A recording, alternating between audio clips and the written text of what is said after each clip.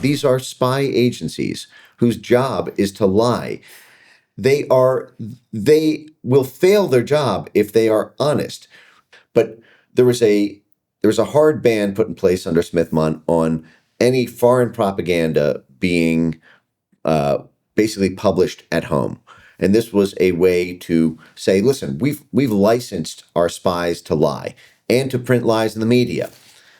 But we do that to protect American interests abroad, American markets, American national security. And fight the commies. So we've licensed them to lie to them, but not to us. The Smith-Mundt Act protects us from them lying to us.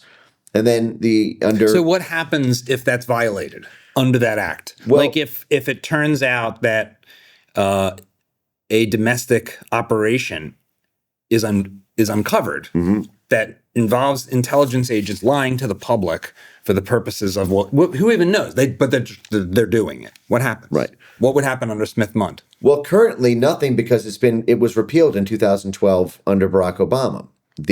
So it lasted from 1948 to 2012. There was something called the Smith-Mundt Modernization Act, which was smuggled into the NDAA, the National Defense Act authorization, which is the must pass. We're currently under government shutdown, but the NDAA, the military budget and the like. So a lot of times if people will try to smuggle things into an NDA because it's never voted against. And this was one of the things that was smuggled in under the Obama administration. So that firewall that protected Americans from the CIA or the State Department or USAID-funded media lying to them, it lasted from 1948 to 2012. So we've now been over a decade with no protections from our own spy agencies lying to us. The domestic weaponization side of this is we've had this big pit bull with a big spike collar and a bad case of rabies, but it's a big bad dog who keeps us safe from the outside. It's hyper aggressive. When you bring that dog in the house and have it at the dinner table next to you, this thing is trained to maul and protect your family from the outside threats. When you bring that dog in the house, that thing can maul our own family. And this is what we saw. How did they get Trump? They got Trump on Russiagate. This is how this whole thing started. It started with the CIA and John Brennan and James Clapper authorizing CIA infiltration of the Trump campaign, and George Papadopoulos and all those guys, Carter Page and all those guys. The FBI counterintelligence, that's the FBI side that works with the CIA. It's counterintelligence because it's countering a foreign country's intelligence agency. Peter Strzok, the guy who told Lisa Page, Trump's not going to win, right? Yes, we have an insurance plan. We're working on an insurance plan. That was the guy in charge of, that's FBI counterintelligence. That's the direct side working with the CIA and NSA. So this is domestic law enforcement whose job it is domestically to be like, hey, there's bad guys, foreign bad guys, we have to go after them. Right. And for example, even in a show like Homeland, the CIA is not allowed. They're foreign facing. CIA, state, Pentagon, they are all foreign facing. But there's an exception to that. They kind of get out of National Security Act restrictions free card, which is if you put the word counter in front of it. How is the CIA even able to track someone like Carter Page or set up informants within the Trump campaign? Well, it's because if they suspect a foreign intelligence agency of using wittingly or unwittingly an American citizen, then the CIA can spy on that American citizen to stop that foreign spy agency.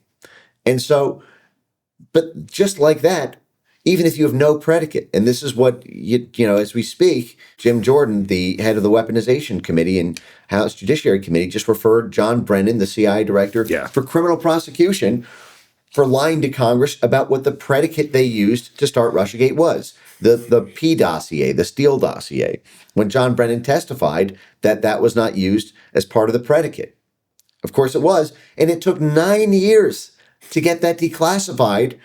It took President Trump getting, shot in the ear and 91 felony charges against him and his whole presidency, then Biden's whole presidency, and then 6 months into the Trump admin to find the classified annex with information from 2016 showing that John Brennan actually did use the Steele dossier as the basis for initiating the Russiagate investigation.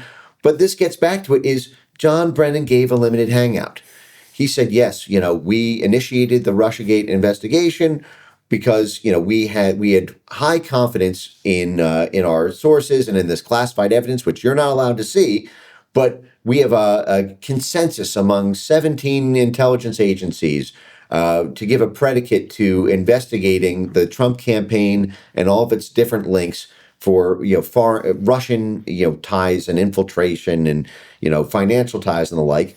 And everyone says, well, the only evidence that we've seen appears to be this Steele dossier that BuzzFeed published, and this thing's junk.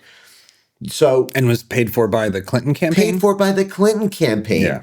And then it's easy to forget how many crazy things have happened. Farmed out through British spies who themselves told the FBI, we didn't find out until 9 years later, they told the FBI that they did put together this dossier for two reasons. One, they were paid for by Hillary Clinton and the DNC through Fusion GPS, but the second was because they saw Donald Trump as a threat to the US-UK special relationship. So you've got a dirty dossier written by spies from a foreign country in order to protect that foreign country's interests. And we don't get to know any of it because at the time there was no declassification. So John Brennan could get up there and lie to Congress, give a limited hangout. Oh, yes, we did launch this investigation. The CIA did spy on the Trump campaign, but we did it for a really good reason. Mm-hmm. We knew, and we know to this day, that there are strong links. We can corroborate this evidentiary record. Paul Manafort. Paul, what about Paul Manafort? Exactly. And so... Wasn't he corrupt? Right, which gets back to the Ukraine thing. But, yeah. But the point is they lied and tried to run the clock out on statute of limitations with perjury.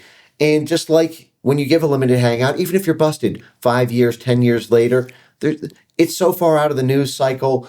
It's difficult to enforce legally because perjury is usually, 5-year statute of limitations. There's so many ways to lie about what they're doing at every link in the chain so that if one link gets busted, like gangrene, they can just amputate that link and keep the structure. They're interchangeable is what I'm trying to get at. And the CIA is not a law enforcement agency. It's not. It's a spy agency. You don't get arrested by the CIA. You get arrested by the Justice Department. The CIA can do political influence, soft power influence, psychological operations, information shaping media narratives. Internationally alone in theory. Internationally alone in theory, or domestically to stop some foreign threat. And this is where you get the CIA involvement in this Russiagate type stuff.